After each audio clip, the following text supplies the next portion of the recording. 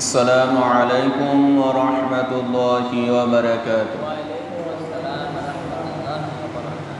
نحمده ونستعينه ونستغفره ونعوذ بالله من شرور أنفسنا ومن سيئات أعمالنا.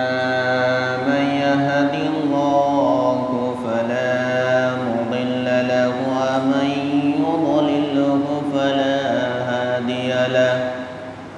ونشهد أن لا إله إلا الله وحده لا شريك له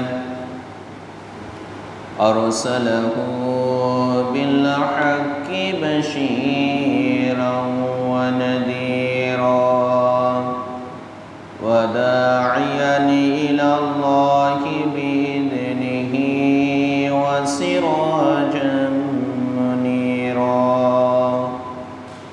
فقد قال الله تعالى في كلامه المجيد والفرقانه الحميد: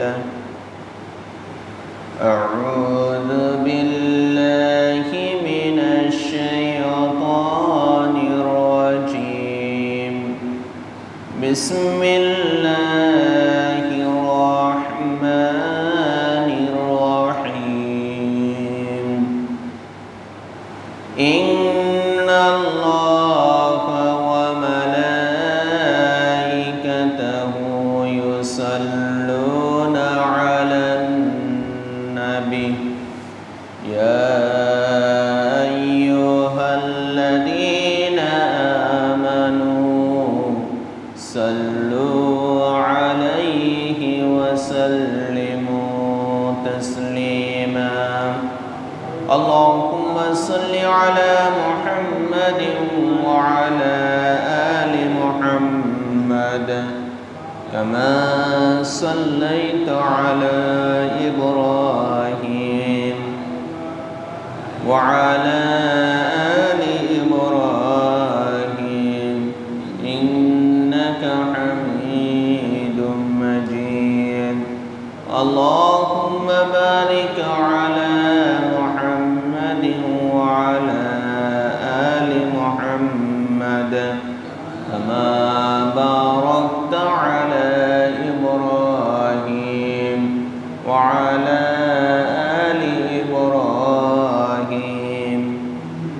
إنك حميد مجيد. بلغ العلا بكماله كشف الدجى بجماله حسنت جميع خصاله. صلوا عليه وآله سلموا يا قوم بل صلوا على صدر الأمين مصطفى ما جاء إلا رحمة للعالمين. সম্মানিত মুসলিয়ান কিরাম, আমরা সেই মহান রবের নিকট লাখ কোটি শুকর আদায় করছি যে মাবুদ আমাদেরকে সকলের আগে আল্লাহর মসজিদে আসার এবং বসার তৌফিক দিয়েছেন। সেই মহান রবের নিকট কালিমাতুশ শুকর গুজার করছি, আলহামদুলিল্লাহ। আজকে যে বিষয়টা আলোচনা করব সেটা হচ্ছে সম অধিকার আইন এবং কিসাসের উপকারিতা। এ সম্পর্কে আলোচনা করব। কেউ যদি কাউকে অন্যায়ভাবে হত্যা করে, অন্যায়ভাবে কাউকে মারে, তার ব্যাপারে শরীয়তে কি বিধান দিয়েছে সে সম্পর্কে মহান রব্বুল আলামিন পবিত্র কোরআনে সূরা বাকারার 178 নং আয়াতের মধ্যে বলতেছেন: ইয়া আইয়ুহাল্লাযীনা আমানু, হে ঈমানদারগণ, কুতিবা আলাইকুমুল কিসাসু ফিল কতলা, তোমাদের জন্য মৃত ব্যক্তির হত্যাকৃত ব্যক্তির কেসাস গ্রহণ করা তোমাদের জন্য ওয়াজিব করে দিয়েছেন, ফরজ করে দিয়েছেন। কেউ যদি কাউকে অন্যায়ভাবে হত্যা করে, কেউ যদি কাউকে অন্যায়ভাবে মারে, তাহলে তার বিধান হচ্ছে ওই ব্যক্তিকেও লোক সম্মুখে তাকেও হত্যা করা। এটা হচ্ছে কোরআনের বিধান, কোরআনের ফয়সালা। এজন্য আল্লাহ তাআলা বলছেন যে যদি কেউ তোমাদের মধ্যে কাউকে অন্যায়ভাবে হত্যা করে, তাহলে এই হত্যার মাসালা হচ্ছে, এই হত্যার বিধান হচ্ছে যে ব্যক্তি হত্যা করছে তাকে কি করা? হত্যা করা, মানে হত্যার বদলে হত্যা। তবে হত্যাটা কি ধরনের হবে?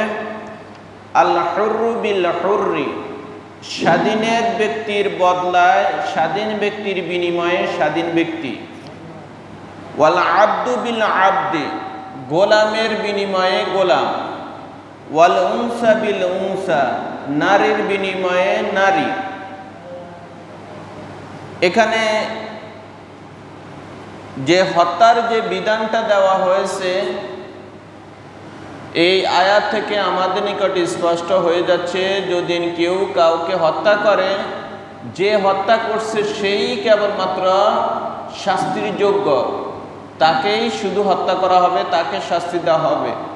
তাকে উসিলা করে কোনো বাড়ির, কোনো গোত্রের, কোনো কওমের কাউকে একাধারে এভারেজ এভাবে হত্যা করা যাইবে না। একজনের জন্য 10 জনকে হত্যা করা যাইবে না। বুঝাচ্ছি তো? এই জন্য যে ব্যক্তি হত্যা করছে সে যদি স্বাধীন পুরুষ হয়, তাহলে একজন স্বাধীন পুরুষের বিনিময়ে একজন স্বাধীন পুরুষকেই হত্যা করতে হবে। আর যদি একটা গোলামকে হত্যা করে, তাহলে গোলামের বিনিময়ে একটা গোলামকে হত্যা করা হবে। আর যদি নারী হত্যা করা হয়, তাহলে নারীর বিনিময়ে একটা নারীকে হত্যা করা হবে। কিন্তু একজনের জন্য 10 জনকে কি করা যাবে না? শাস্তি দেওয়া যাবে না, হত্যা করা যাবে না। এটা শরীয়ত অ্যালাউ করে না। এই আয়াতটা নাজিলের কারণ রয়েছে, আল্লাহ রাসূল যখন মক্কা থেকে মদিনায় হিজরত করে, মদিনার মধ্যে ইহুদির 2টা সম্ভ্রান্ত প্রভাবশালী গোত্র ছিল। একটা হচ্ছে বনু নাদির, বনু কুরাইজা। এই বনু নাজির এবং এই বনু কুরাইজা, এই দুটোটা ইহুদি ছিল। তখন এদের মধ্যে সিস্টেম ছিল যে যদি কখন কোনো ব্যক্তি, বনু নাজিরের কোনো ব্যক্তি যদি বনু কুরাইজার কোনো ব্যক্তিকে যদি হত্যা করত, তাহলে এ হত্যার বদলা মানে বিনিময়ে তারা 180 কেজি খেজুর দিয়ে দিত। এটা দ্বারা ওই হত্যার বদলা আদায় হয়ে যেত, এটা তাদের ধারণা। কিন্তু বনু কুরাইজার কোনো ব্যক্তি যদি বনু নাজিরের কোনো ব্যক্তিকে হত্যা করে, তাহলে তার বিনিময়ে বনু নাজির ওই বনু কুরাইজার একজন ব্যক্তিকে বা তাদের গোত্রকে অথবা তাদের পুরো কাউমকে হত্যা করে দিত, শেষ করে দিত। এজন্য ওই নিজেদের ব্যাপারে হইলে 180 কেজি ওই খেজুর দিয়ে তারা কি পাইতো? সার পাইতো। কিন্তু কাফেরের বেলা যখন আসতো, তখন তারা এই ক্ষেত্রে অবশ্যই তারা গড়মেশি করত। তারা নিজেদের ব্যাপারে নিজেরাই সিদ্ধান্ত নিত, তখন আর তারা বদলা নেওয়ার সুযোগ দিত না। তো তাদের এই কথা যে এই বনু নাজির যে কাজটা করত, তারা একজনের কারণে 10 জনকে তারা হত্যা করত। যখন ইসলামের যুগ আসছে, যখন উভয় গোত্রের লোকেরা মুসলমান হয়ে গেছে, তখন তাদের ওই হত্যার বদলা নেওয়ার জন্য তারা একে অপরকে প্রস্তুতি গ্রহণ করতেছে বা একে অপরকে মারার জন্য ব্যবস্থা গ্রহণ করতেছে। তখন এই সমস্ত বিষয় যখন আল্লাহ রাসূলের কানে গেছে, তখন আল্লাহ তাআলা এই বিধানটা দিয়ে দিছে যে কোনো ব্যক্তি যদি কাউকে অন্যায়ভাবে হত্যা করে, তাহলে একজনের বিনিময়ে একজন স্বাধীন পুরুষকেই শুধু হত্যা করতে হবে। যে হত্যা করছে ওই ব্যক্তিকেই শুধু শাস্তি দিতে হবে, ওই ব্যক্তি শুধু শাস্তির যোগ্য। তাকে উসিলা করে 10 জনকে কি করা যাবে না? হত্যা করা যাবে না। যে অপরাধ করছে শুধু তাকেই কেবলমাত্র কি করতে হবে? হত্যা করতে হবে। কিন্তু অন্যায়ভাবে আর বাকি কাউকে এভাবে হত্যা করা যাবে না। এই জন্য আল্লাহ তাআলা এই কথাই বলেছেন, আল হুররু বিল হুররি, স্বাধীনের বিনিময়ে, স্বাধীন ব্যক্তির বিনিময়ে স্বাধীন ব্যক্তিকে হত্যা করতে হবে। ওয়াল আব্দু বিল আব্দে, গোলামের বিনিময়ে গোলামকে হত্যা করতে হবে। ওয়াল উনসা বিল উনসা, নারীর বিনিময়ে নারীকে কি করতে হবে? হত্যা করতে হবে। তাহলে আল্লাহ তাআলা এখানে কি সুন্দর একটা বিধান দিয়ে দিয়েছেন যে যদি কেউ এভাবে কাউকে হত্যা করে তাহলে তাকেও শরীয়তের বিধান অনুযায়ী তাকে হত্যা করা।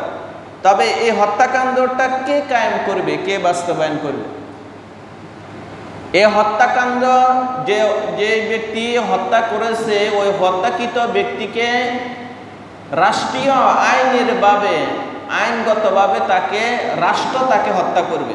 তাকে আবার ফাঁসি দেয় অথবা যেভাবে শিরচ্ছেদ করক অথবা অন্য যেটাই করক সেটা সরকারের দায়িত্ব, রাষ্ট্রপ্রধানের দায়িত্ব এবং রাষ্ট্রপ্রধানের যে সমস্ত আইনজীবীরা রয়েছে তাদের দায়িত্ব। তারা রায় দিবে, সেই আলোকে তার ফাঁসি হবে, তাকে শাস্তি দিবে। কিন্তু এটা যে ব্যক্তি হত্যা করছে রাগের বশীভূত হয়ে, ক্রোধের বশীভূত হয়ে, ওই যে যাকে হত্যা করছে তার ফ্যামিলির কোনো ব্যক্তি এই আইন হাতে তুলে নিতে পারবে না, তাকে শাস্তি দিতে পারবে না, তাকে হত্যা করতে পারবে না। এটা রাষ্ট্রের দায়িত্ব, রাষ্ট্রে এটা পালন করবে, তাহলে আর বিশৃঙ্খলা হবে না। এখন আসেন, যদি কোনো ব্যক্তি যদি একজনকে 10 জনে মিলে হত্যা করছে, তাহলে যে 10 জনে মিলে হত্যা করছে 10 জনকেই হত্যা করতে হবে, ওই 10 জনকে ফাঁসির হুকুম দিতে হবে। এবার এই ব্যাপারে আল্লাহ হযরত ওমর ফারুক রাদিয়াল্লাহু তাআলা ওনার জমানায় এরকম একটা ঘটনা ঘটছে। আর তখন তিনি বলছে যে তাকে হত্যা করছে তার সাথে যতজন জড়িত আছে সকলকে হত্যা করার আদেশ দিয়েছে এবং বলছে যদি এই হত্যাকাণ্ডের সাথে যদি তাদের পুরা কওম এভাবে যদি জড়িত হতো তাহলে আমি তাদের পুরা কওমকে এভাবে হত্যা করতাম।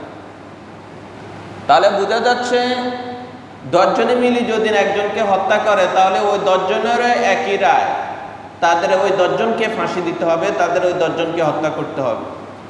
এজন্য আল্লাহ তাআলা এভাবে কিসাসের বিধান এইভাবে সুন্দরভাবে দিতেছেন। তবে এখানে কিছু আল্লাহ তাআলা শর্ত দিয়ে দিয়েছেন, কথা বলে সহজ করে দিয়েছেন। কি? ফামান উফিয়া লাহু মিন আখি শাই, যদি মৃত ব্যক্তির ওই যাকে হত্যা করেছে হত্যাকৃত ব্যক্তির ভাইদের পক্ষ থেকে যদি তাকে ক্ষমা করে দেওয়া হয়, যদি এখন তাকে ফাঁসি দিবে এই মুহূর্তে যদি তাকে বলে যে আমাদের ফ্যামিলির পক্ষ থেকে আমরা তাকে ক্ষমা করে দিয়েছি, তাহলে তাকে আর হত্যা করা যাবে না, তার আইন তার হুকুম ওটা বাতিল হয়ে যাবে।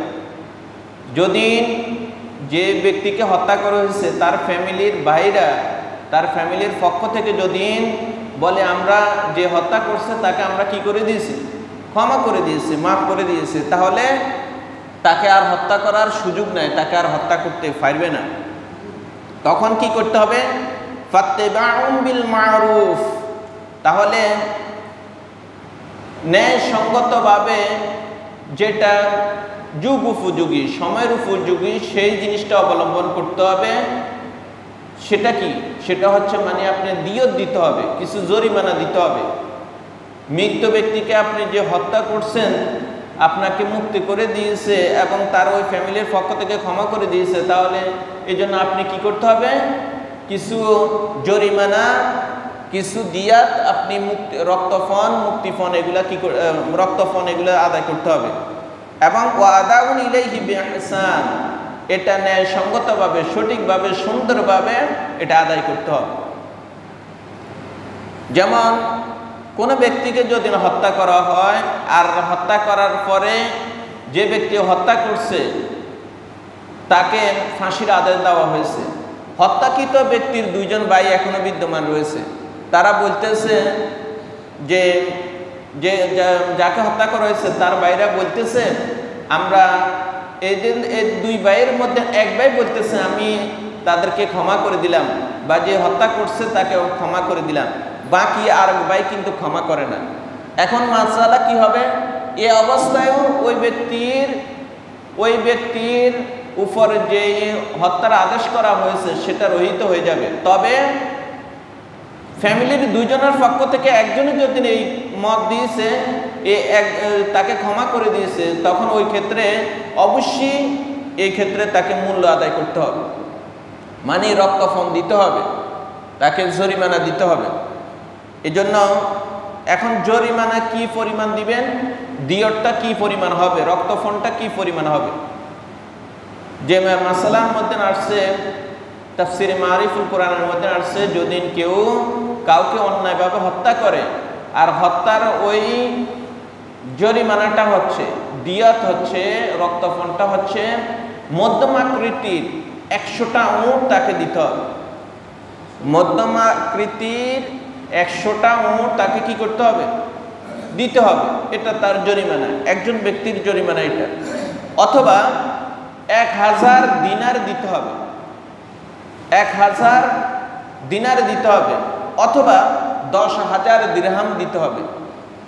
1000 দিনার অথবা 10,000 দিরহাম দিতে হবে। এভাবে আপনি যদি উটের হিসাব করেন, যদি 100টা উট বর্তমান মধ্যম আকৃতির, নিম্নে অন্তত যদি 7-8 লাখ টাকা করে ধরেন, তাহলে কত টাকা আসে সেই হিসাব করে আপনি যদি টাকা দেন দিতে হবে। তাহলে বোঝা যাচ্ছে অত্যন্ত ভয়াবহ। যদি কাউকে আপনি এভাবে জরিমানা দিয়ে যদি মুক্তি পাইতে চান, তাহলে কত ভয়াবহ। যারা আছে সে না এভাবে মুক্তি পাইতে পারবে। এর দ্বারা বোঝা যাচ্ছে কাউকে অন্যায়ভাবে এভাবে হত্যা করা যাইবে না। এখন আমাদের দেশে মূলত কোরআনের আইন নাই বিদায়ী মানুষের ভিতরে, সমাজের মধ্যে হত্যাকাণ্ড দিন দিনে বাড়ছে। একজনকে মানুষকে অন্যভাবে হত্যা করছে, অথচ সেখানের মধ্যে 50,000 টাকা দিয়ে, 1 লাখ টাকা দিয়ে বুঝ দিয়ে দেয়, অথচ একজন ব্যক্তির মূল্য এত কম না। একজন ব্যক্তির মূল্য অনেক বেশি, একজন মানুষের মূল্য অনেক বেশি। তার দেহের মধ্যে যে সমস্ত আল্লাহ তাআলা গুরুত্বপূর্ণ অঙ্গ পতঙ্গ দিয়েছে, এগুলা হিসাব করলে বর্তমান বাজারে অন্তত 2 কোটির উপরে দাম আছে। যে সমস্ত অঙ্গ পতঙ্গ আল্লাহ তাআলা মানুষের দেহের ভিতরে দিয়েছে, এই সমস্ত হিসাবগুলো বর্তমান বাজারে হিসাব করলে অন্তত 2 কোটির উপরে হবে।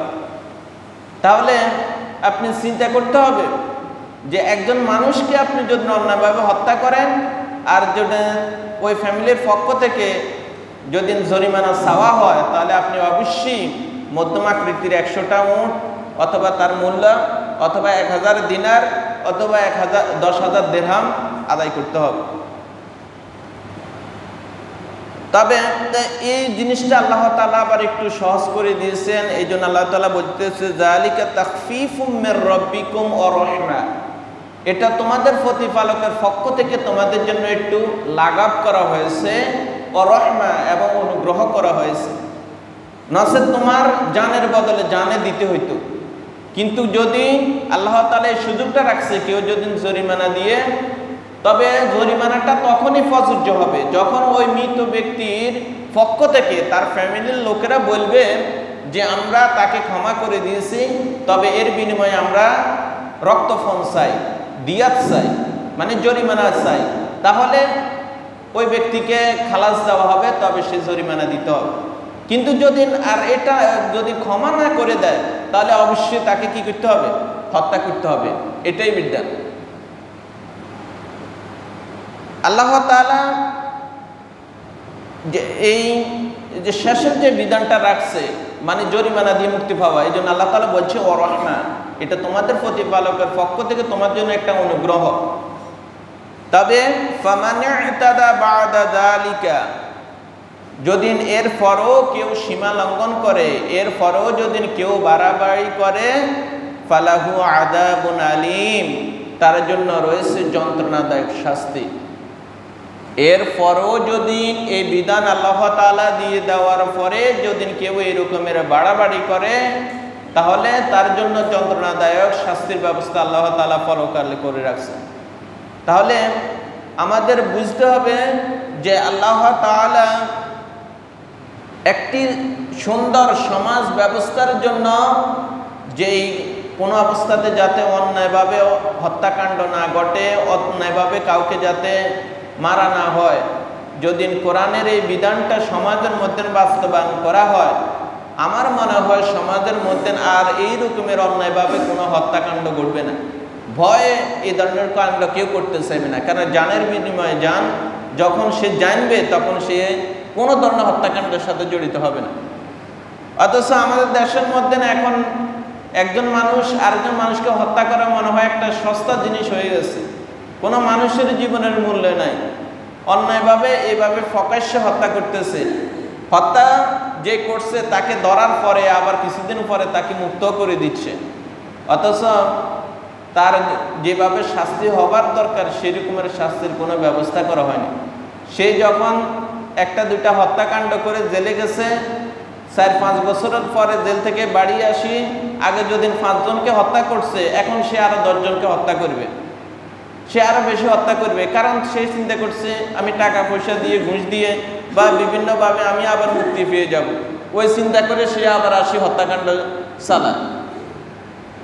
এই জন্য আমাদের দেশে কোরআনের বিধান নাই, সঠিক ন্যায় বিচার নাই, ন্যায় ভ্রষ্ট বিচার আমাদের সমাজের মধ্যে রয়েছে, বিধায় আজকে আমাদের সমাজের শান্তি নেই। এরপরে আল্লাহ তাআলা বলতেছেন ওয়ালাকুম ফিল কিসাস হায়াতুন, কেসাস গ্রহণ করা। কেসাস শব্দের অর্থ হচ্ছে মূলত সমপরিমাণ, মানে সমান সমান। এই জন্য আল্লাহ তাআলা বলছে ওয়ালাকুম ফিল কিসাস হায়াতুন, কেসাস গ্রহণ করা মানে প্রতিশোধ গ্রহণ করা, এর মধ্যে তোমাদের জন্য রয়েছে জীবন। যে ব্যক্তি হত্যা করছে তার কেসাস যদি গ্রহণ করা হয়, তাকে যদি হত্যা করা হয়, তাহলে এটার জন্য রয়েছে জীবন। এখন জীবনটা কি? তার জন্য রয়েছে হায়াত। এখানে আল্লাহ তাআলা, সে তো মারা যাইবে, তাহলে এখানে হায়াত রয়েছে। এ দ্বারা, এই কথার দ্বারা আল্লাহ তাআলা কি বুঝিয়েছেন? আল্লাহ তাআলা বুঝেছেন যে ওয়ালাকুম ফিল কিসাস হায়াতুন, যখন কোনো মৃত ব্যক্তি, কোনো ব্যক্তি, যে ব্যক্তি হত্যা করছে, ওই হত্যাকারী ব্যক্তিকে যখন লোক সম্মুখে যখন তাকেও হত্যা করা হবে, তাহলে এটার দ্বারা হাজার হাজার মানুষ শিক্ষা গ্রহণ করবে যে কেউ যদি কাউকে অন্যায়ভাবে হত্যা করে তাহলে তার বিধান হচ্ছে তাকেও হত্যা করা। এটা যখন হাজার হাজার মানুষ দেখবে, তখন আর ভবিষ্যতে এরকমের হত্যাকাণ্ড ঘটবে না। এই জন্য আল্লাহ তাআলা বলতেছেন ওয়ালাকুম ফিল কিসাস হায়াতুন, যে কেসাস গ্রহণের মধ্যে তোমাদের জন্য রয়েছে জীবন। তাহলে জীবনটা কিভাবে আসবে? একজন দ্বারা 10 জনের শিক্ষা হয়ে যাবে, বুঝাচ্ছি নি?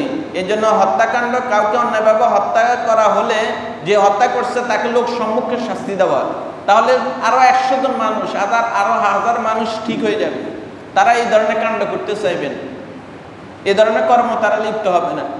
তাহলে যদি একটা দ্বারা আরো 10টা প্রাণ বাঁচি যায়, তাহলে এটা জীবন বাঁচলেও না, 100 জন মানুষের জীবন যদি বাঁচি যায় তাহলে তো জীবন বাঁচি গেল। ওই জন্য আল্লাহ তাআলা বলছেন একটা দ্বারা 10টা শিক্ষা গ্রহণ করবে, এই জন্য এটার মধ্যে জীবন রয়েছে। একজনকে শিক্ষা দিলে 10 জন ঠিক হয়ে যাবে। যেন কোরআনের আইন যদি আমরা আমাদের সমাজে বাস্তবায়ন থাকতো, আমাদের দেশে বাস্তবায়ন থাকতো, তাহলে অবশ্যই শান্তি বিরাজ করতো। এই রকমের অন্যায়ভাবে মানুষকে ঘর থেকে তুলে নিয়ে হত্যা করতো না, অন্যায়ভাবে আইনের বহির্ভূত মানুষকে হত্যাকাণ্ড করতো না, মানুষকে গুম করতো না, খুন করতো না। এই ধরনের এগুলো করার কোনো সুযোগ ছিল না। ইয়া উলিল আলবাব, যারা জ্ঞানবান, যারা বুদ্ধিমান, তাদের জন্য এখানে কিন্তু অনেক শিক্ষণীয় বিষয় রয়েছে। লাআল্লাকুম তাত্তাকুন, আশা করা যায় তোমরা সাবধান হবে, তোমরা সতর্ক হবে, তোমরা ঠিক হয়ে যাবে। আল্লাহ তাআলা যে বিধান দিয়েছেন, এই বিধান যদি তোমরা গ্রহণ করো, এই বিধান যদি তোমরা মানো, এই বিধানের আলোকে যদি তোমাদের রাষ্ট্র, তোমাদের দেশ তোমরা পরিচালনা করো, তাহলে তোমরা সকলেই ঠিক হয়ে যাবে। যারা বুদ্ধিমান, যারা জ্ঞানী, এদের মধ্যে, এই আয়াতের মধ্যে অনেক শিক্ষা রয়েছে, অনেক কিছু শিক্ষা রয়েছে। এজন্য আজকের যে আলোচনা, মূল আলোচনা থেকে আমরা এটা শিখলাম, কেউ যদি কাউকে অন্যায়ভাবে হত্যা করে, তাহলে যে ব্যক্তি হত্যা করছে তাকেও হত্যা করা। তবে এই হত্যা করার দায়িত্ব হত্যাকৃত ব্যক্তির, মানে যাকে হত্যা করেছে তার ফ্যামিলি নিবে না। এটা কে নিবে? এটা নিবে সরকার। সরকারের দায়িত্বে, রাষ্ট্রপ্রধানের দায়িত্বে, রাষ্ট্রীয় দায়িত্বে তাকে হত্যা করা হবে। কিন্তু যদি যাকে হত্যা করা হয়েছে তার ফ্যামিলি রাগবশত যদি তাদেরকে আবার হত্যা করতে যায়, তাহলে এটা আরও ভেজাল সৃষ্টি হবে, হানাহানি বাড়বে, মারামারি আরও বাড়বে, খুন খারাপি আরও বাড়বে। এই জন্য এটা করা যাবে না। এটার দায়িত্ব হচ্ছে রাষ্ট্রের। রাষ্ট্রের কাছে সে মামলা করবে, আইন আদালতে যেটা হয় সেটাই তাকে, ওই আলোকে তাকে শাস্তি দেওয়া হবে। আইন কোনো অবস্থাতে নিজের হাতে তুলে নেওয়া যাবে না। আসলে মূলত আমাদের দেশের আইনের ব্যবস্থা, সঠিক ন্যায় বিচারের ব্যবস্থা না থাকার কারণে আজকে দিন দিনে হত্যাকাণ্ড এগুলো বাড়তেছে, হইতেছে। এই জন্য আমরা কোরআনের আইনের কাছে ফিরে আসতে হবে, তাহলে দেশের মধ্যে, সমাজের মধ্যে, সব জায়গার মধ্যে শান্তি বিরাজ করবে। আল্লাহ পাক আমাদেরকে বুঝার এবং মানার তৌফিক দান করুন। আমিন। ওয়া মা তৌফিক ইল্লা বিল্লাহ।